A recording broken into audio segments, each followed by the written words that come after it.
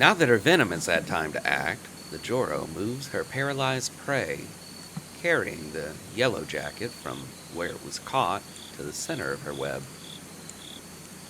She bundles the wasp in silk, wrapping it up for when it's time to feed. Surrounded by empty shells, carcasses, remains from her previous meals.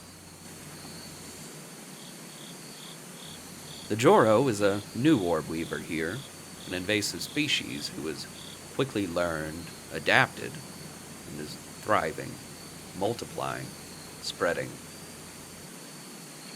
She then repositions herself, grabbing hold of her lines, waiting, ready, feeling for vibration, signals that something else is tangled in her web.